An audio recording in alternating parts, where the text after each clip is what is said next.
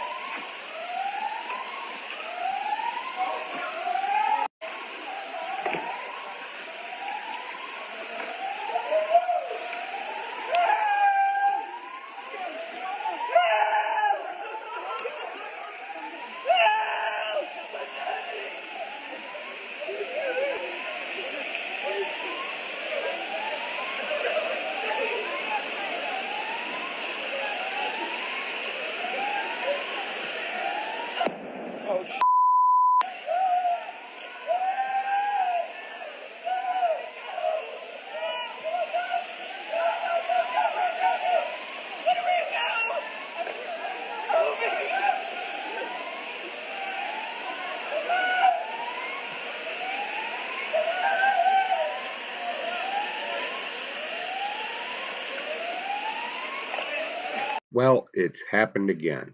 We have had a bombing in the city of Nashville Christmas morning, December 25th, 2020. As if 2020 wasn't bad enough, just more piles on. The intel I'm getting from my sources on the ground is that a house is being searched at this point because they believe they know who committed the bombing. And I'm recording this Saturday morning, December 26th. And probably by the time this gets out, it'll be old news. But as I've always done on this channel and in real life, I won't repeat the name because I don't want them to be glorified.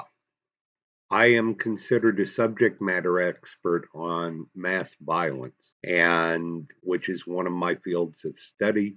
At some point, I may share with you a way to pre-identify mass violence. But the issue here is that if we repeat the name, there is a thing called contagion effect, where if social media and media repeats the information X amount of times, and there's a formula for it, that it inspires others to commit acts of mass violence. And I will not be a part of that. So here's what we know. Officers received a report of gunfire at about 6 a.m., give or take. They arrived on scene to see a motorhome with a loudspeaker that was announcing an explosion was imminent. And instead of sitting there and trying to figure out what was going on, these individual public safety officers, these law enforcement officers, they began evacuating, saved lives. No ifs, ands, or buts. These people are heroes. And thanks to their efforts, nobody was killed other than potentially the bomber. My contacts are telling me they know who this person is, that they're seriously a person of interest. However, they won't say that they absolutely did it. They're waiting for the evidence. There's no preconceived notions about it. They received 2 tips from neighbors that they, in fact, felt it was this person.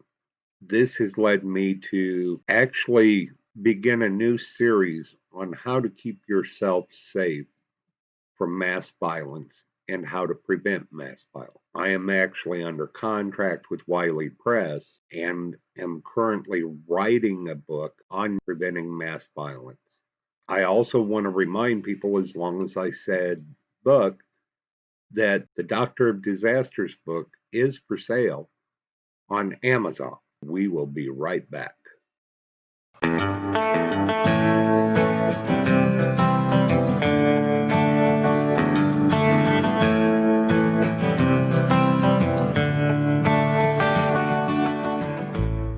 Doctor of Disaster is a wholly owned subsidiary of Warnick and Associates Incorporated. Hello, everyone. It's the Doctor of Disaster, Dr. Mark Warnick. I am considered a subject matter expert in public health, emergency management, and public safety by not one, but two different universities. So let's get into this. Christmas morning, Nashville. Police are called out for gunfire. They show up. When they arrive on scene, they hear a loudspeaker announcing that a bomb will blow up in 15 minutes and to evacuate. Then they hear music, and then at 14 minutes, then 13 minutes, this RV was doing a countdown. What did the officers do? They totally believed it and started evacuating people. That saved lives. When we look at this incident, especially the aftermath, we see that the explosion does not look like military grade explosion. What it looks like is a homemade incendiary device. And analysis will tell us what that was, but I'm guessing it was probably fertilizer and diesel fuel or something along those lines. Now, the motive. While the motive isn't locked into stone, it appears that AT&T was the target, and conspiracy theorists were pushing the conspiracy that AT&T was working with the NSA and along with, in some instances, depending on which story you're listening to, Dominion voting. Now, don't get me wrong, people are ticked about Dominion voting. Whether there's reason or not, I have no evidence either way. I have suspicions. That's all I have. I have not seen any hard evidence. Now, apparently, this 61 or 63-year-old man felt that the NSA had been invading privacy and they were part of the deep state with AT&T. And this was retribution for that. This is the theory they're going on at this point. Why do I say that? Well, I have numerous people that I know in numerous agencies, and especially those agencies that are working there. But that this is where they are heading. So let's get into how to protect yourself. But first, let me remind you to like, subscribe, and comment. This allows the YouTube algorithm to provide my content to others that may be interested. And if there's a load of comments and likes and shares, guess what? YouTube will go, oh, this needs to be shared. So let's get into this. What I want to talk about is how to keep yourself safe from mass violence. Mass violence is something that happens on a regular basis in this country now, and it needs to stop. We need to start looking at how to prevent it. So, the first tip is if you see something, say something. And that sounds super simplistic, but that isn't really that hard of a deal. If someone is saying that they want to blow up the AT&T building, you need to report that to the FBI tip line or the local police department. There is a thing called a 72-hour hold, which is a court-ordered hold for people that are suffering mental breakdowns. If someone says they're going to do something that entails mass violence, I strongly suggest that you report that. While it hasn't happened that often, you could be considered an accessory. Oh, yeah, an accessory. You knew that they were going to do it and you didn't report it. So the second thing, situational awareness.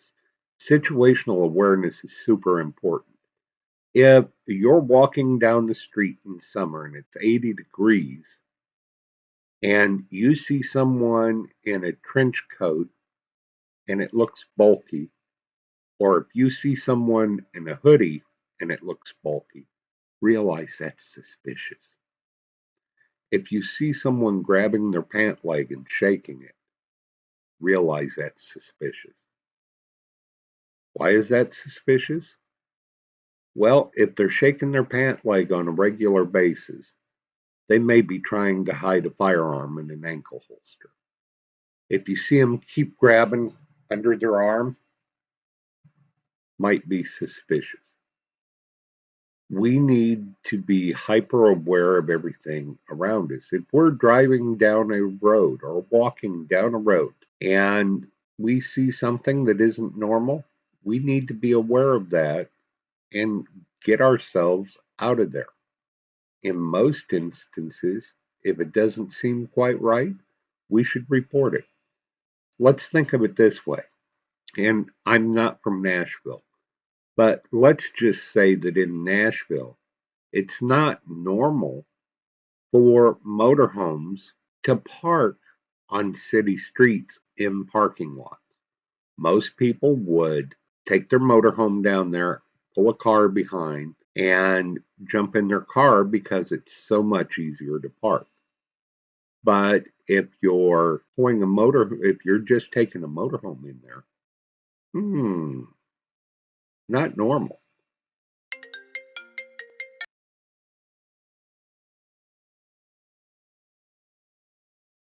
I'm sure you just heard the phone ring, and one of my contacts provided me with more information. That call was informing me about the intel on the 911 centers and how many of them are down, etc. What they found in this statewide call was that there are different tricks to overcome this. AT&T, there's a lot of people angry at AT&T because they said if this happened or something along these lines that they would roll over to other phones, and it didn't happen.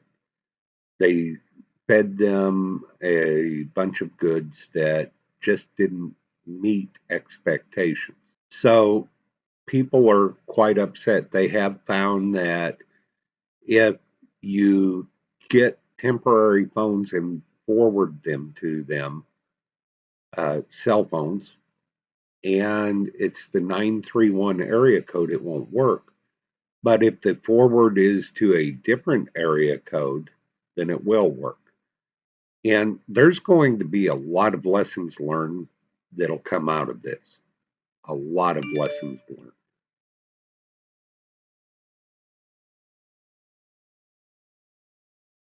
I will create a better lesson plan, and this video has kind of been everywhere. I apologize, but I will be more succinct in the future. We will see you later. Thanks and goodbye. I'd like to remind you to like, subscribe, and comment.